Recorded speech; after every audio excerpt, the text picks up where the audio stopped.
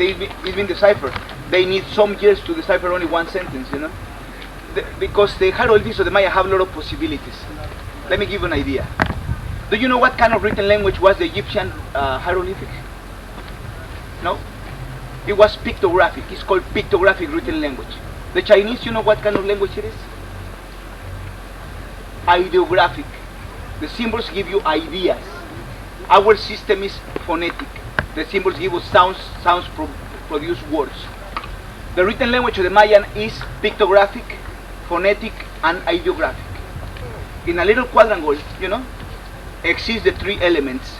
You could read it from the left to the right, or from the right to the left, from the bottom to the top, or cross way. Now you get the next hieroglyphic, you know, next to this one, and you do not know if it started from this one or the other one, or a cross way. They have lasted years to decipher one sentence. This decipherment should be related with other discoveries, like for example, figures, carvings around the building to make sense. Okay. I'm telling you all this because in this building I'm going to show you next, which is known as the Red House. A few years ago, 1997, Mrs. Linda Chile, which in this moment is a superstar in deciphering hieroglyphics, she, of course, with the help of a bunch of people, archaeologists, epigraphists, philologists, linguistics, she's been able to decipher a lot of texts, you know, from many archaeological zones, including Chichen Itza, into that building that I'm going to show you next. Nowadays we know it's a palace because she deciphered the name of the three brothers, that one of them was the prince of Chichen Itza from the 6th to the 7th century AD. So that building becomes historical. You know the names of the person, I mean, have a date, 680 AD. But my friends, the difficulty to read this, you know, hieroglyphics is the problem to get a real history from the hieroglyphics that we have at Chichen Itza. We have a lot of hieroglyphics in the building place.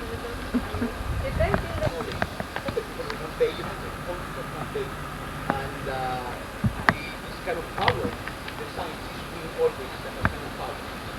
In the case of the Maya, it was like that. It's a big pity.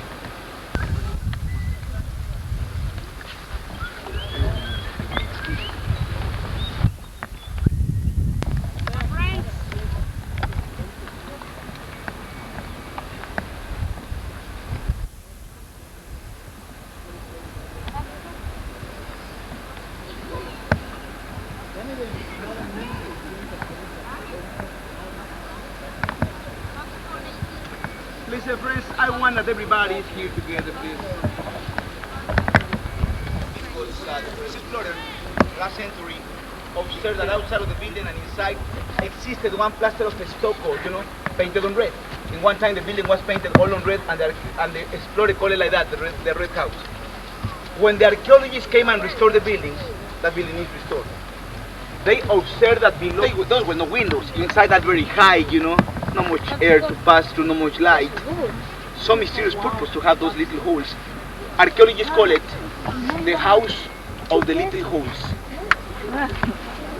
Mrs. Linda Chile deciphered the name, you know, inside of the building, and probably in the near future the building will be known as the house of the prince, you know, or the house of the three brothers.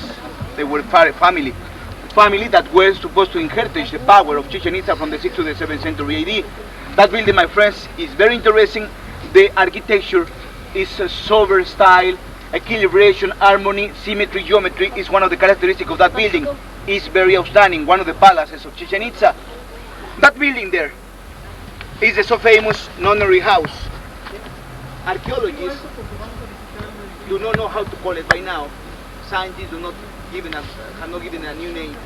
The name was given by the Spanish since the 16th century, when they heard the story that the Mayan sacrificed virgins. You know? Listen, this makes sense.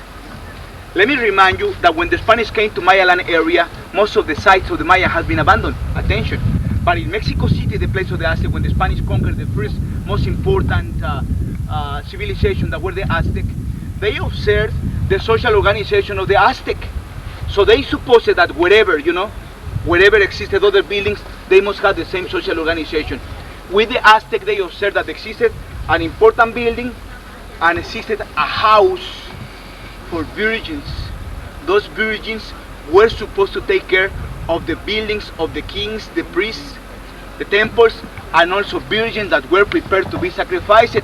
Consequently, the Spanish, when they observed that building with 52 rooms, very similar to the nunneries of Spain, they decided to call it the nunnery house. But they never saw a lady there. Nobody told them that the ladies were there, they just supposed it. Until now, we do not know what the building was, but archaeologists are sure that such an important building, 52 rooms is not common, you know, for any building in America. 52 rooms, 4 stories. Very interesting decoration. Was not for that purpose. How about this? Archaeologists speculate with the hieroglyphics that could be read that maybe that building was something like an initiation house where only 52 rooms, 52 super VIPs of the Mayan society, important prince, lords, you know, whatever, could come here at Chichen Itza, which by the way was constructed at the highness of the Mayan civilization, to get the important knowledge, you know, of mathematics, astronomy, written language. Like if that building was a university for 52 elected people. 52, by the way, is a magical number for the Mayan too. That's a mystery. There are hieroglyphics there under research, and probably we will know soon what's going on with that building, but at the moment, my friends, we only have this kind of speculations. Attention, this building, my friends, is the so famous observatory. How do you like it? Beautiful. Well, my friends, listen to me. For Mr. John Eric Thompson, the person that restored that building, oh, by the way, don't confuse this Thompson. This is the good guy, okay? Oh, okay. This is John Eric Thompson. This man was the man that deciphered the hieroglyphics to understand the Mayan calendar. The calendar we show you there. This man participated in the restoration of the 10 most outstanding archaeological sites of the Mayan civilization, including Chichen Itza. He started working since the year 1925, and unfortunately he died in the year 1974 without knowing what was the purpose of this building. Mr. Thompson, as he was a lover of the Mayan civilization, he didn't like that building, because this building broke, you know, with the ideal of architecture of the Mayan. Observe it carefully. Observe why Mr. Thompson didn't like it. Do you observe something peculiar there on the building? Well, it's round, but what else?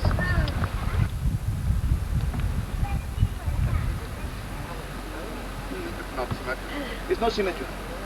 The second platform is out of focus, you know, totally. Some degrees moved. Also the windows and the doors, you know, all the building is like a big mistake in symmetry, in geometry, in harmony. Do you remember what I told you about the buildings, the palaces, you know, harmony, symmetry, geometry? You can observe it. Observe the corner of the platform, observe the corner of the building, right? Observe the size of the platform, observe the size of the building. When you go to see the facade, you will see the staircase symmetric with the doors, you know. It's a beautiful architecture of the Mayan, taking care about the geometry, symmetry, and harmony. Well, my friends, not in this building. What happened? Warned Mr. Thompson, no answer. Mr. Thompson said that for him, Mayan had a big mistake, you know. He said that this building was grotesque compared with other architecture of the Mayan, and he was correct somehow. Nobody knew what's going on with the building till the year 1974. 1974 to 1978, an astronomer who dedicated his book, by the way, to Mr. John Eric Thompson, an astronomer called Mr. Anthony Aveney, a man that got interested about the astronomy of ancient people when he visited Stonehenge, you know, Cheops pyramid in Mesopotamia. Mr. Anthony Aveney got interested about it. He had to make a job for the NASA, and then Mr. Aveney came in here at Chichen Itza. He lasted 4 years researching in here. What I'm going to tell you, the way I'm going to tell you sounds easy. It's not that easy, okay? Just imagine an architectonic plan of this building and find all the symmetries possible, okay? Then, my friends, use a planetarium from the way, I'm talking a planetarium from the 6th century, when the building was constructed, to observe the movement of the zodiac, you know, of the stars. The Mayan observed, to observe the movement of the sun and the moon, the way the Mayan watched it, okay, in those days, when the building was constructed.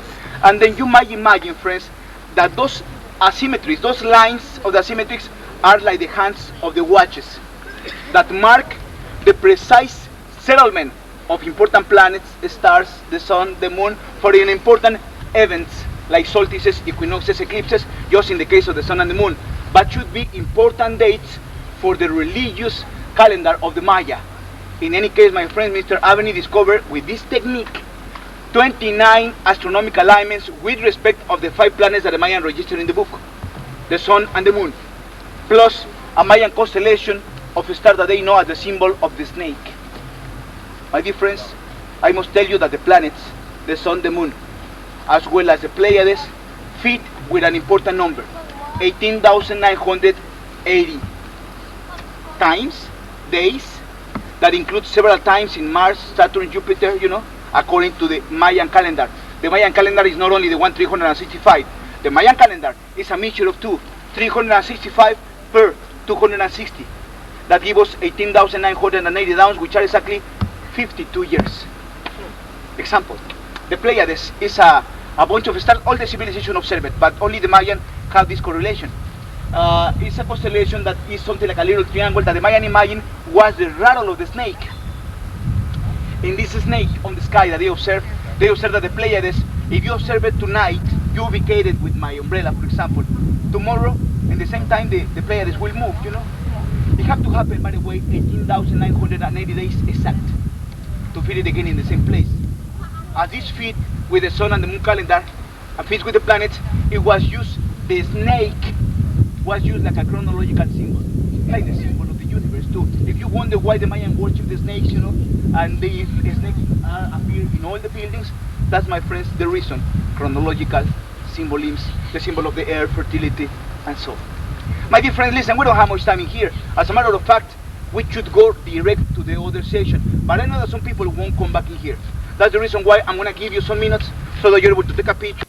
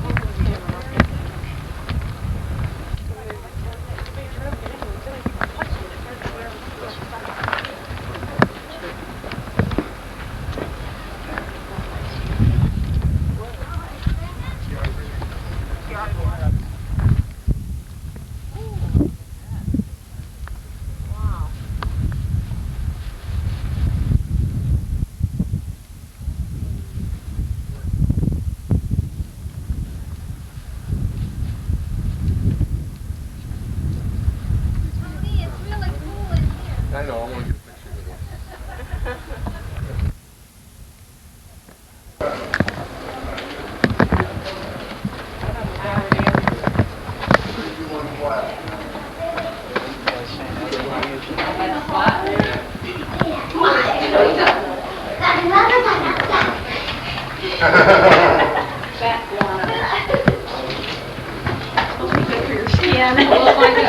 It's good for fertilizer. Cleopatra's Beauty Secret. Yeah. Might be a little dark in here, that much.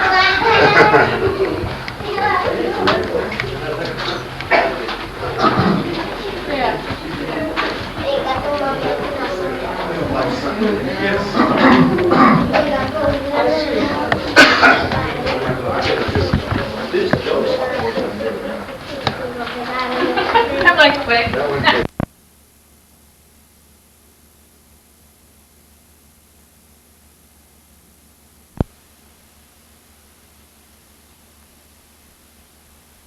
Real masterpiece of the Mayan architecture. This way, please. Oh, I wanted.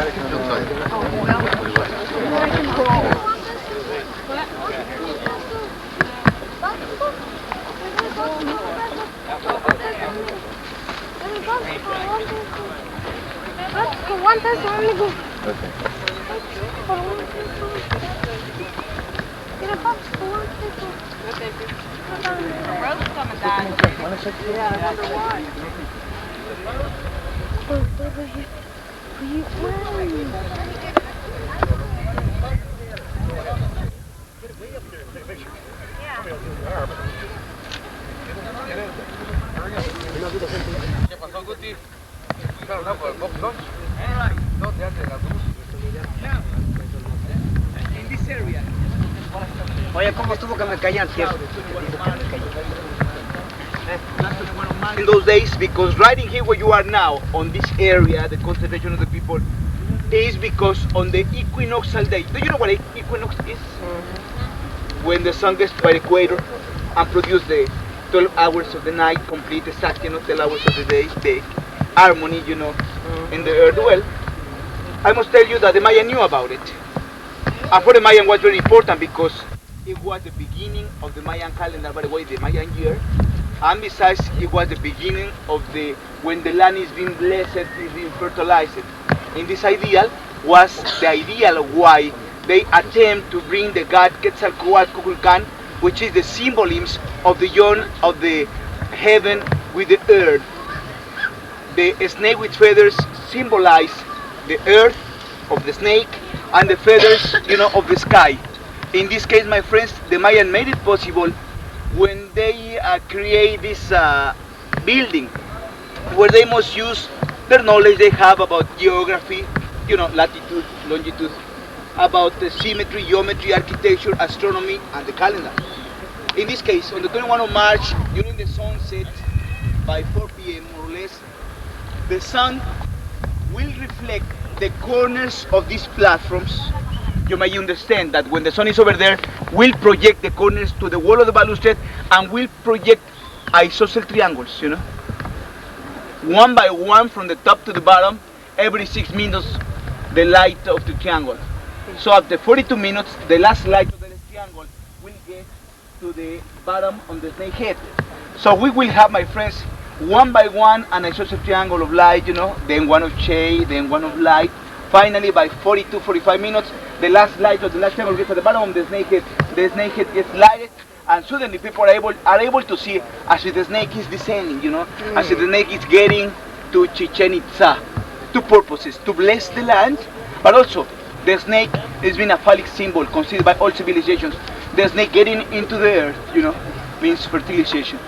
Attention, 21 of March is still the time when the modern Mayan people start farming because the land is being fertilized.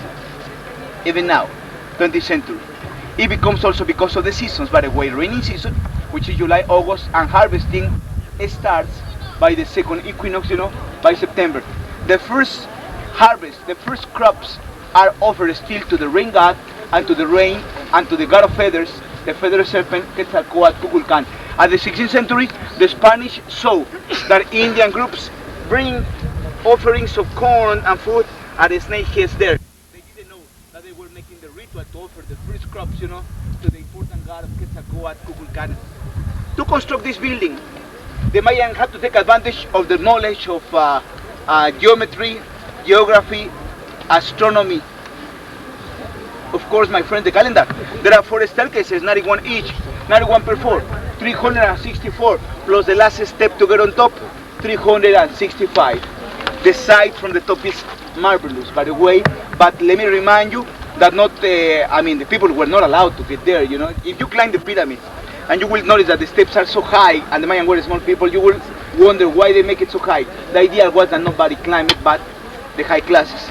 And it's not necessarily have to be comfortable, Other case, my friends, is that I like to recommend you that if you climb it, you do it carefully. The problem is not to climb, the problem is on the way down.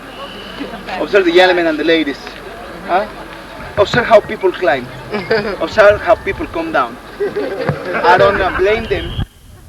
It's kind of scary, If you have suffered a heart attack, if you are afraid of heights, don't climb. If you do it, you must know that you do it on your own risk. There is an announcement there that prevents you, that says to you, warning you, that you do it on your own risk. We don't have hospitals here. We don't have doctors. If you fall down from that building, you don't need it. Watch out. If you climb the building, it's marvelous sight. All Chichen Itza, even the older sections, you can observe it from there. But something that is very impressive for me when I take a picture from the top of that building to watch that other structure. 240 columns going south and east and in with another platforms and pyramids. That, my friends, is being called the Mayan Parthenon, and that building is the so-called warriors temple, called like that because of the square colonnade where we have depicted only warriors in the act like guarding the building. At the interior of the building we're discovering some paintings, some carvings where we have depicted the priests and warriors getting victims to a platform where the priests were opening the chest of the victim to get the human heart. Those paintings you are not allowed to see it, but if you climb the pyramid you will be able to see at the back the platform where in one time they used to make the human sacrifices, the columns with the warriors, and my friends on the top, mask of the rain god in the corners, and the famous Kukulkan mask where you can see a face of a human appearing from the mouth of a snake with feathers. So that is what you can see on top of that building, the warriors temple. If you want to go behind, you can walk around to see the other excavations with archaeologists that are restoring part of the warriors temple. So my friends, 91 steps, that one is 36. By the way, archaeologists discover an interior pyramid. They make a tunnel there. You have to climb 62 steps to see the figure of a jaguar painted on red, which is the most famous at the interior of the building, but you have to climb 62 steps. Not recommendable, not advisable for people that suffer claustrophobia or people that have breathing problems, asthma or so. The matter is a narrow tunnel, and inside it like a steam bath, you know, another exit that will be up to you. Okay, that one closed by 3 o'clock, so you will have time in the case that you want to go there. Now, my dear friends, when I start talking about human sacrifices, when I explain you that they were discovered their paintings, but physical evidences of human sacrifices were discovered till Mr. Edward Everett Thompson. You remember this Thompson? When that man was the owner of Chichen Itza, he heard the old stories that the Mayan sacrifices virgins, you know, virgins at the sacred well. From that building, observe it please. Observe the snake heads. The North Temple there is dedicated to Venus planet. From the Venus planet temples north, you see the path where the people are. You have to walk 300 yards. You will see a well-restored part of the road of the Maya that get to a huge well. Just imagine, the perimeter of the circumference of this pyramid is the size of the well there. That is the well that gives the name to this place, Chichen, the mouth of the well. That huge and tremendous well is the one that gave the name to this place, but that is the well where Mr. Thompson digged when he heard the story that the Maya sacrificed virgins covered with gold. Mr. Thompson was interested, he digged the well, he got thousands of pieces of gold, ceramic, pottery, jade, obsidian, but the most important for the history of the Maya, 41 human skeletons on a pretty good shape. From what the archaeologists would be able to know of sex and age, 21 of those were children. From 5 to 8 years old, only 12 were men and only 8 were women. As a matter of fact, Mr. Thompson discovered that the Mayan didn't discriminate anybody. Children, men and women were sacrificed there, not only virgins like the legends say. And then my friends, in the research of the year 1960 and 67, Carnegie Institution of Washington, National Geographic Society, and the Mexican Institution of Anthropology and History, they also went down, they clarified the water, you will see it green and polluted. They, professional scuba divers were able to discover more evidences of sacrifices, skeletons, pieces of ceramic, gold in this place where we have depicted just the same, when the priest is opening the chest of the victim to get the human heart. So my friends, listen, in the free time that you want to have, about 1 hour and a half more or less, I recommend you to climb this building, maybe to climb that one. If you feel that it's too much for you, you can try that one of 12 steps only. You can walk behind the pyramids to take pictures of the other buildings restored. You must walk, because it's very impressive, over there where the people are walking, to the sacred well, natural well by the way, but that will be up to you. Because I know that some people don't want to continue walking anymore. You can go back to the hotel if you want. My friends, remember that you can do whatever you want, but not get hurt, okay? Watch out when you climb, especially this building. Is there any question before I continue? Because in this moment I'm taking you to the stadium of ball court. Yes, sir. For the sacrifices, is it known that there were... I got in here two interesting things, I guess. First of all, it's ideal to talk about human sacrifices philosophy. On those platforms, you can see one of those human skulls. Can you see it? In the next platform, you can see eagles and jaguars in the act of eating human hearts. Now, both let us know a little bit about the philosophy of the sacrifices. In this one, people were not precisely sacrificed for a purpose, any purpose. These people were the people who died fighting, and they were beheaded. Not like a revenge, but like an honor. Honor. People who died fighting deserve a memorial. But the original skulls were impaled, in wooden beams, and they were make like a platform, okay, of human skulls that was like a memorial. After some time, that was cremated, ashes were kept in pottery, and then they make it in stone like a memorial for those brave people. You have a memorial for the unknown soldier, right? This is different. This is different. These in here are real soldiers, and in the same place where in one time existed the platform of the human skulls. So consequently, friends, this is kind of interesting because this is an interesting point. Even their enemies deserve. Even their enemies deserve the memorial, because the god of the war, which is the sun, by the way, deserve, to have them because they were warriors. So that's an interesting point. Now, most of the time, people cannot believe that a high civilization like of the Maya could accept the idea of sacrifices, especially when we talk about children, okay, or virgins or important people. By the way, I guess that this needs a little explanation. When the gods create the universe, I'm telling you what the Mayan believes. Okay? When the gods create the universe, the planets, the stars, the Mayan in the book, they said that the gods created the universe while they were playing a bull game. The stars and the planets, was the bulls that the gods were playing. Then, in a special game, they tried to create a creature that could develop a lot in intelligence, which was going to be the man. In this case, my friends, the most important gods play a ball game in the universe.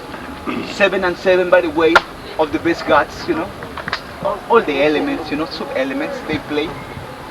And then my friends try to win the honor to create the best creature, in this case the man, they say. The winner was the sun. King was his name. King means the sun by now. And this, my friends, when he was a winner, he offered his blood to create the humans. And the flesh was made with corn. Corn is the national product per excellence. It's the most important product for food in my country. Oh, the Chinese believe that it was the rice, That's all, something like that. The Egyptians, okay, it's understandable. The basic of the civilization is the agriculture. In any case, my friends, according to this, the Mayan received the blood of the gods, the most important god, in this case the sun, when they created humans. Attention.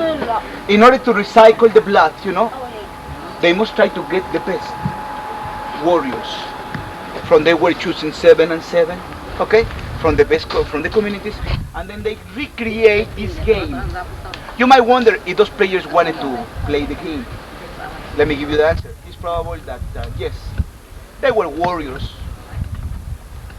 Warriors in all societies are well-trained people physically, but also mentally.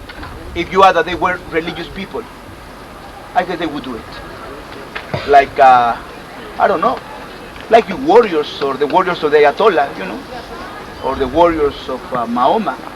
Okay. Well, my dear friends, in this case, they were not playing the game to win just the game, to lose their life. No, that was too simple. If they wanted to pick somebody else, they would do it. They have the political power. No, the idea was this: the winner was going to be possible to have the harmony of the universe. His priceless blood, the best blood, will recycle, to the sun. The sun will light to everybody. The light will continue, and the blood would be fertilizing the soil so that the humans can survive. But they need only to have the best. Why do you think it was so easy? Why do you think it was so easy for the Spanish to introduce Jesus in my country? You know what the Spanish did when they came? They destroyed the pyramid, and they put a cross there. You know what that means? My God is stronger than your God. That's what that means. Okay? But when the Mayan saw the cross symbol there, Mayan like it already. You know what? Because the cross symbol for the Mayan in those days, it was the holy cross that symbolized the beginning of life. Corn. Have you seen when the corn grow? The first two leaves made a holy cross. So my dear friends, Spanish, but the Mayan adored before the cross, so they like it. They destroy the building, but they consider they left their God. It was supposed, well, it was different. Anyway, when the Spanish learned the Indian languages, they explained that it was not their ideal of the religion. They said, no, no, no. This holy cross is the cross of our God, which is also your God. And when the Maya wanted to know more about this God, listen what they heard. This God is the Son of God that was sent to the earth to save you with his own sacrifice. How do you like it? Mayan people like it very much. It was so similar, you know. It was so similar in his beliefs, so that they, my friends, accepted right away. So don't tell me that they are not able to do it. Many people have been able to do it, including Jesus, by the way. In any case, my dear friends, I must tell you that when people still ask me how come they were able to sacrifice children, my friend, were pure blood, you know, as well as virgins, and they were looking for the best. I'm talking about the kind of ball game, but the ball game was only one of the rites for one of the 400 gods, you know, that the Mayan have. Consequently, it was a complete and a very complex society, you know, for this philosophy of human sacrifices. That was a religion that lasted at least 500 years. When the Spanish came, because this was constructed at the 10th century AD, when the Spanish came was the 16th century. After 400 years, human sacrifices were still, my friends, on fashion. Okay? Consequently, my dear friends, we are in front of a religion that had accepted by the society the ideal of human sacrifice. If you still wonder how come the society would accept the ideal of children sacrifices, I must tell you, friends, something that I have reflectionated, think over, you know. Well, we are in the 20th century, right? We have a great civilization, don't we? But in this moment, thousands of children are dying because of hunger in this great civilization. And, well, maybe if I tell you in this moment, we feel ashamed in this moment. But most of the time, people don't remember, you know, that children are dying right now in this great civilization. What would people think of the future about all we waste, you know, in the places like Mexico and other places? And people are dying, not only children, people. Other things we can mention. But my friends, that's the way it is. I guess that all civilizations have a kind of corruption, you know. In the case of the Maya, in the religion was also used for imperial, you know, forces. Because, let me tell you something, when they got the idea of sacrifices, they were getting the communities, you know, the power of other communities. Chichen Itza grew because like this, Aztec had a great empire because of the human sacrifices. Like in one time the Inquisition, you know, won all Europe, and that the winner was the church, with the ideal of the Inquisition. In this case, that they were paying, you know, the sins that they didn't believe in Jesus. So, my friends, talking about religion, you know, it's so difficult and complex to understand. But the only thing I tell you, my friends, is that in one time this religion existed, and they had base in the philosophy of the original book of the creation of life. This way. And they were using a rubber bowl. They use one bat, you know, a racket of stone. The rubber ball weighed 7 to 9 pounds, by the way, super heavy. They use protectors of stone and wood, you know. They use one foot like mine, made of rubber and leather. And the ideal of this super difficult game was to pass, like in basketball, through the ring. Not even Michael Jordan would make it so easy. With a bat, you know, with a racket and 1 foot. 7 players one side to side. My dear friends, this is the place where the winner, he was the one that uses the get. And in here we have the carvings representing the players. Observe them, please. It's interesting to observe the indumentary. You can see that all of them had the bat and a racket. Observe something like a boot, and the other is a sandal. You can see the fat finger. Can you see it? Mm-hmm. Observe them. Only one shoe, and the other is a sandal.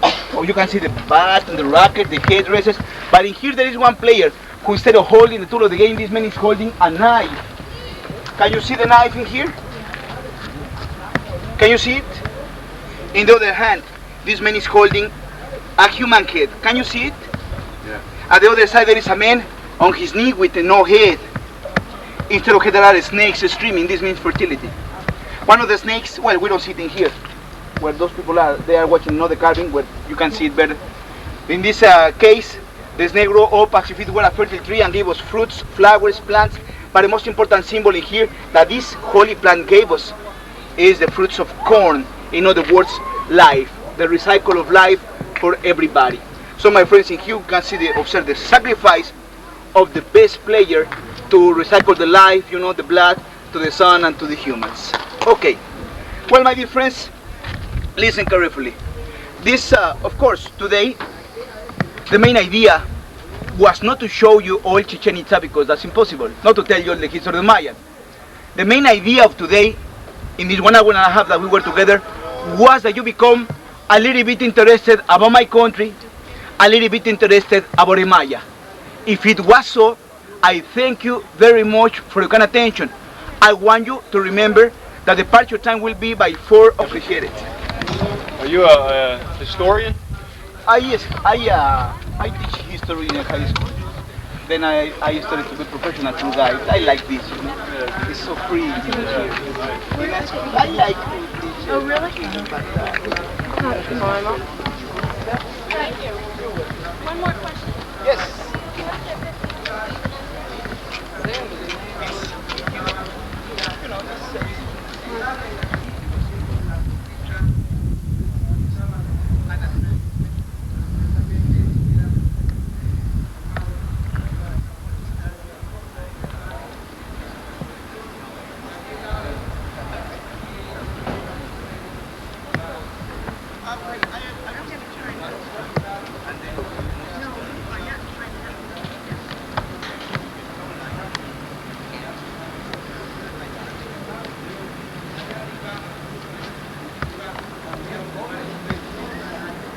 I think it's like That sound.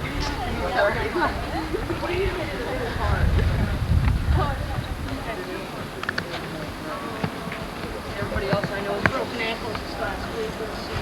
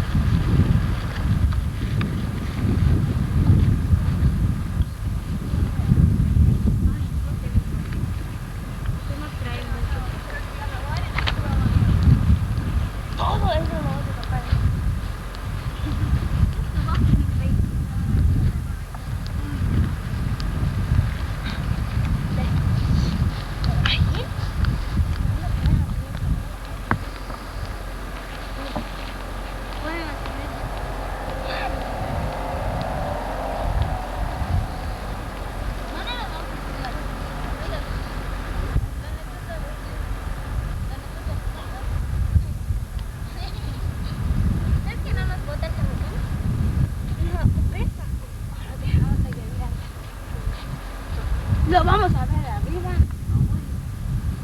¿Dónde lo vamos a bajar? ¿Y cómo lo vamos a bajar?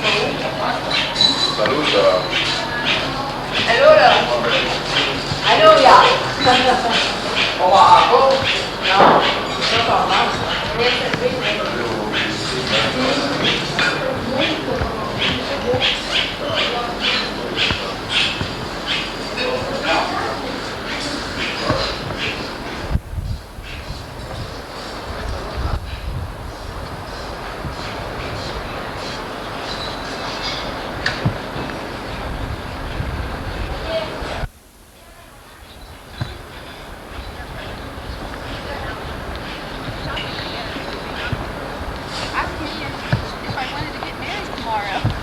So I don't know how he knew.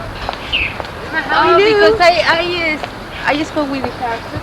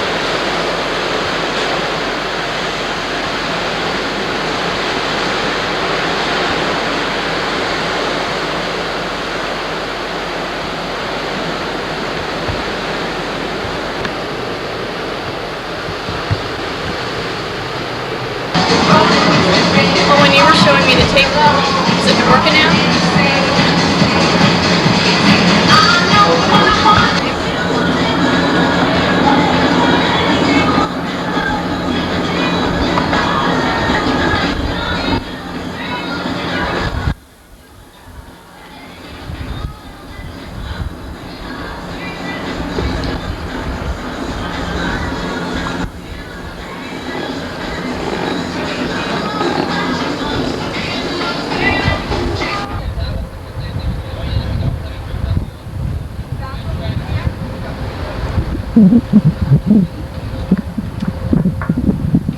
señores, ¿qué tal? Buenos días. A ver, ¿cuántas personas tenemos que hablar en español? Levanten su mano, por favor. Todos. Ok, pues bienvenidos. Buenos días, bienvenidos todos.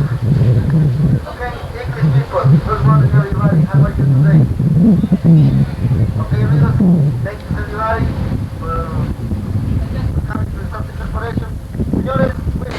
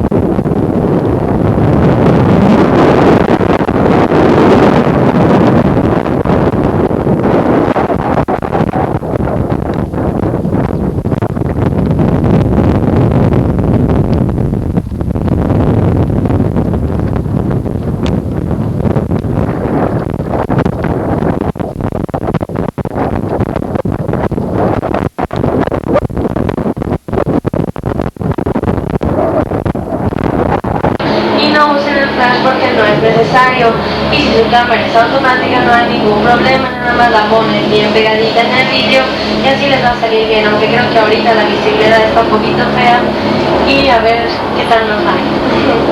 Ok, sí, perdón. Okay, if somebody's gonna take pictures, please with the camera de una pluma o de un lápiz. This is an area of soft corals, and you can see that the soft corals look like plants, little trees, but they are not. They are living invertebrated animals composed of groups of polyps. The polyps are many microorganisms that look like tiny flowers, with sizes of the tip of a pen. Y también los corales por lo general se alimentan con plancton, y el plancton consiste en miles de microorganismos que viven en el agua. And also the corals usually feed themselves with plankton, and the plankton consists in many microorganisms that live in the water.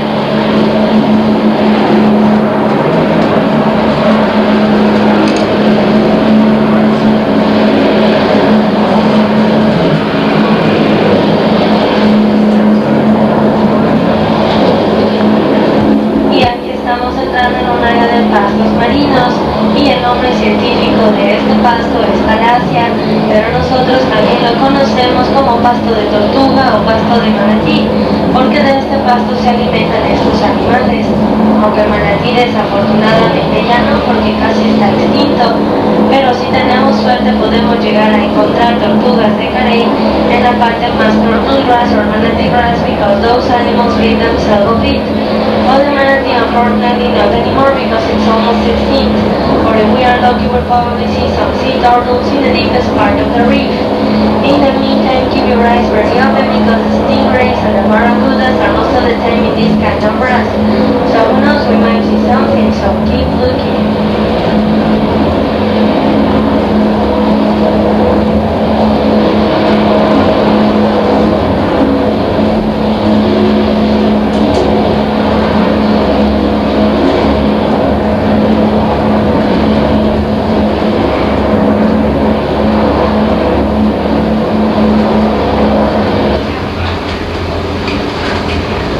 Y a la derecha tenemos un cardumen de ronco rayados, que son los cafecitos.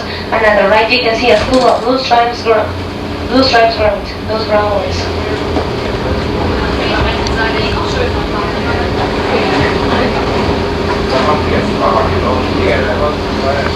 Y a la derecha tenemos un cardumen de chopas blancas, and at the right you're gonna see a school of Bermuda chops, the gray ones.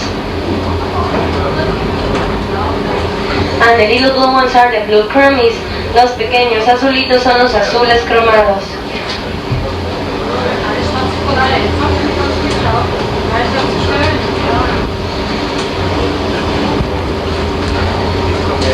Y del lado derecho vamos a ver el coral de lechuga, que es este que parecen como hojas de lechuga. And at the right you can see the lettuce coral, that one that look like a lettuce leaf.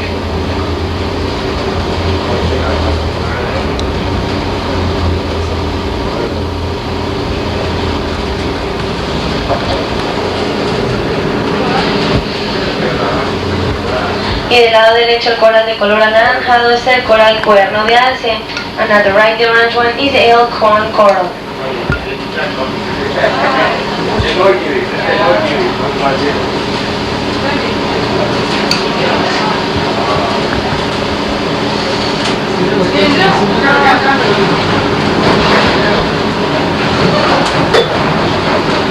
Y también aquí tenemos dos tipos diferentes de corales, que son los corales blandos y los duros. Y los corales blandos no son rígidos debido a que están formados por ciertas proteínas flexibles, y es por eso que tienen cierto movimiento debido a las corrientes. Y del lado derecho tenemos un coral montañoso de estrella bastante grande, que es este café, and at the right that big brown one that looks like a rock is a star mountain coral. Y los corales blandos y los corales duros están hechos de carbonato de calcio, y es por eso que son tan duros. And here we have two different types of corals, the soft corals and the hard corals. And the soft corals are not hard due to their flexible proteins, and that's why they move depending the current. And the hard corals are made of calcium carbonate, and that's why they are so hard.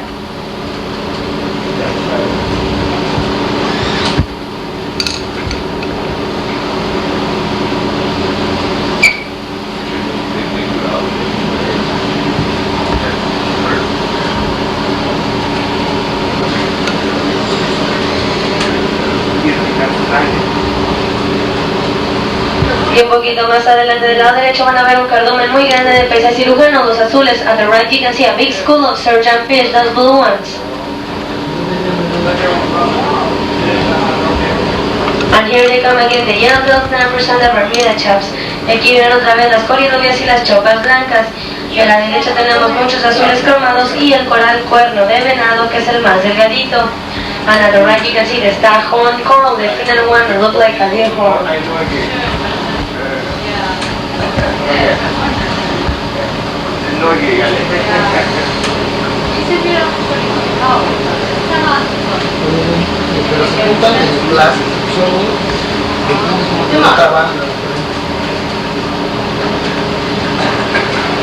Y también van a poder observar aquí con los corales blandos el coral cuerda de mar, que parecen como muchas cuerdas juntas, el plumado de mar, que parecen pequeños arbolitos, y el coral de abanico, que tiene su forma de abanico y un color como púrpura, así como los que están de su lado izquierdo. And here with the soft coral you can see the sea rock coral in the shape of many rocks together, the feather coral like little trees, and the sea fan coral with a fan shape and a purple coral.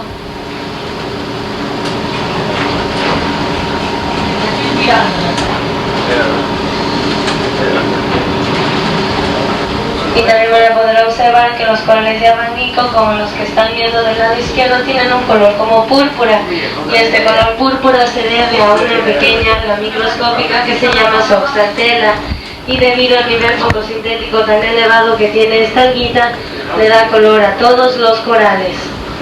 And also you can see that the sea fan corals have a purple color, and that's due to a microscopic algae called Soxatella, and this algae with his photosynthetic level give color to all the corals.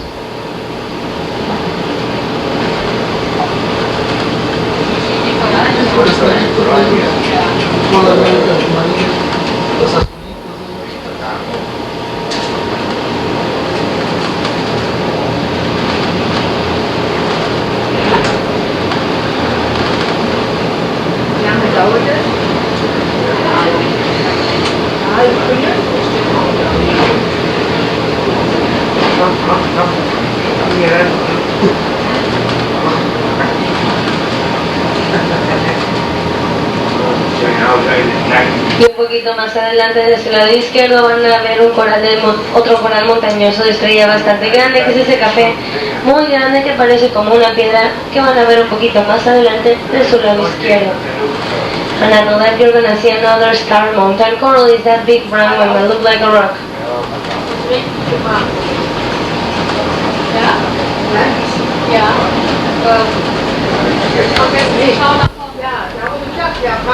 Tenemos más peces cirujanos a la izquierda, and you can see more surgeon fish at the left, those blue ones. Y también aquí a la izquierda vamos a poder observar mucho coral de dedo, que como pueden ver parecen como muchos dedos juntos. And at the left you can see a lot of finger coral, and you can see that they look like several fingers together.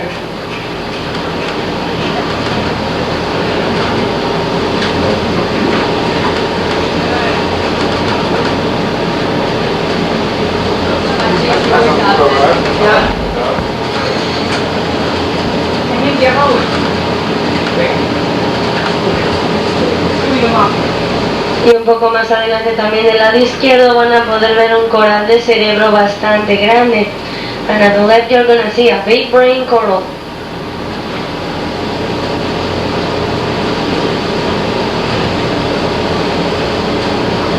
Y también aquí todo lo vamos a poder ver un poquito más cerca o un poquito más grande, porque el vidrio junto con el agua amplifican un 25%, así que no estamos tan cerca como se ve. And you can see everything closer or bigger because the glass with the water magnifies 25%, so we are not so close.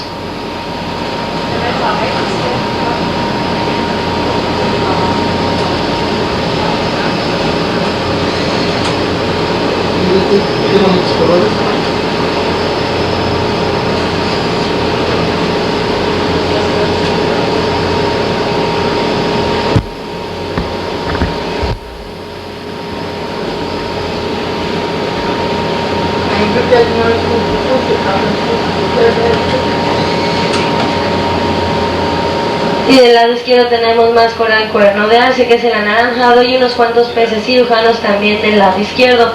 At the left you can see more elkhorn coral and more surgeon fish, those blue ones. Y aquí tenemos otra vez a las polirubias y las chopas blancas a la derecha. And at the right you can see again the Bermuda chows and the yellowtail snappers.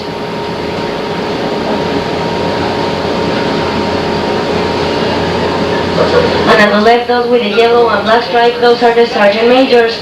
Los rayaditos amarillos con negro a la izquierda son los sargentos mayores.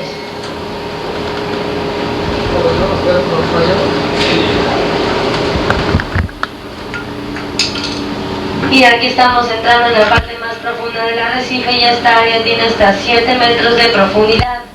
And this is the deepest part of the reef with 21 feet depth.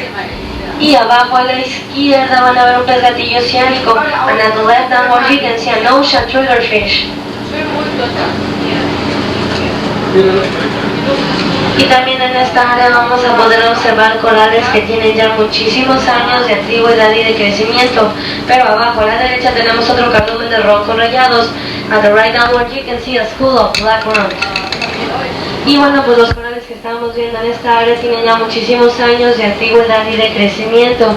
Solo imagínense que los corales duros crecen nada más de 1 a 3 milímetros por año y los corales blandos crecen nada más de 1 a 5 centímetros por año. Y esto quiere decir que llevan aquí miles y miles de años, tienen una vida muy larga. And in this area you can see corals with many years of growth and development. Just imagine that the hard corals grow from 1 to 3 millimeters per year and the soft corals grow from 1 to 5 centimeters per year. And that means that they've been here for a long time, they have a long life here. And on the right you can see another school of surgeon fish. A la derecha tenemos otro cardumen de peces cirujanos.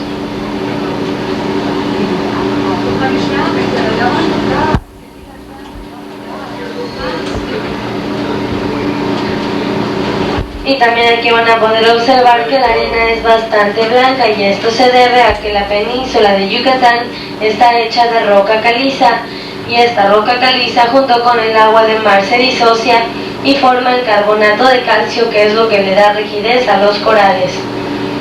And also you can see, miren a la izquierda un pez arcoíris, look at the left, a rainbow parrotfish. Okay, and the seabed is very white, and that's because that the Yucatan Peninsula ground is made of limestone, and this limestone along with the seawater gets separated and form the calcium carbonate that makes all the corals hard. And now we're going to the second part of the reef, y ahora nos vamos a la segunda parte del arrecife. ¿Todos van bien? Y es por eso que las grandes olas que provocó el huracán causaron muchísimo daño a los corales. And also this area of the reef is not very deep, so the big waves cause great damage to all the corals.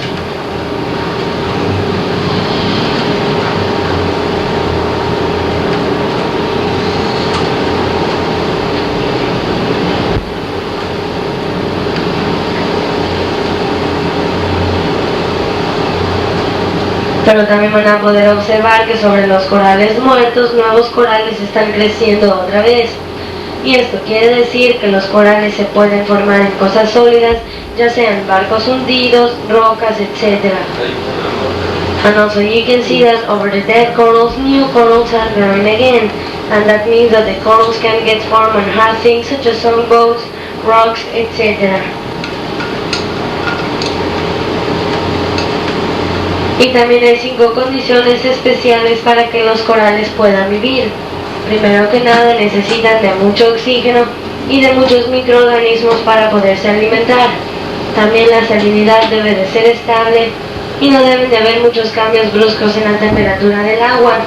Y también la visibilidad debe de ser de alrededor de un 80% porque necesitan de mucha luz del sol para poder crecer bien. There are 5 special conditions for the coral to live. First of all, they need a lot of oxygen and they require many microorganisms so the coral can eat.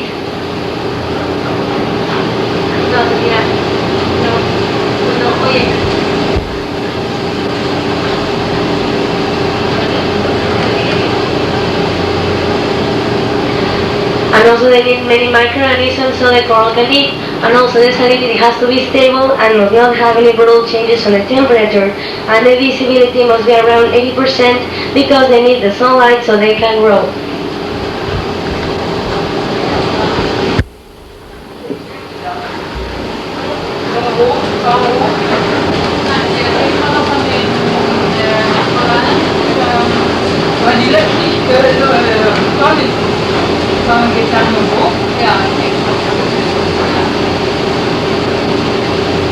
Y también los peces y los corales tienen una relación simbiótica muy especial. Y esto quiere decir que los peces y los corales siempre se han ayudado mutuamente. Como por ejemplo, los peces siempre se comen las algas que crecen sobre los corales, permitiéndole al coral seguir su crecimiento normal y al mismo tiempo de que el coral alimenta a los peces y los provee con un hogar. And also the fish and the coral have a special symbiotic relationship, and that means that they help each other. So the fish clean the algae which are attached to the coral, and at the same time the coral feeds the fish and provides them with shelter.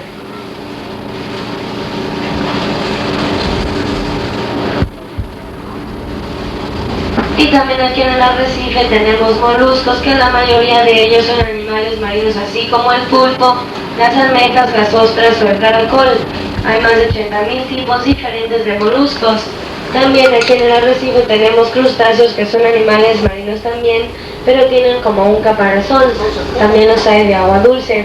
Y aquí en el arrecife tenemos langostas, cangrejos, camarones, etc. Pero de día no se pueden ver porque se esconden o se mimetizan. En cambio de noche sí se pueden apreciar muy bien. And also here in the reef we have mollusks, which most of them are marine animals such as snail, octopus, clam, conch, etc. There are 80,000 different types of mollusks. Besides, we have crustaceans, which are marine animals too, with a shell body. They also live in soft water. And here in the reef we have lobsters, crabs, shrimps, etc. But they cannot be seen because they hide away and camouflage themselves. But they certainly can be observed during the night.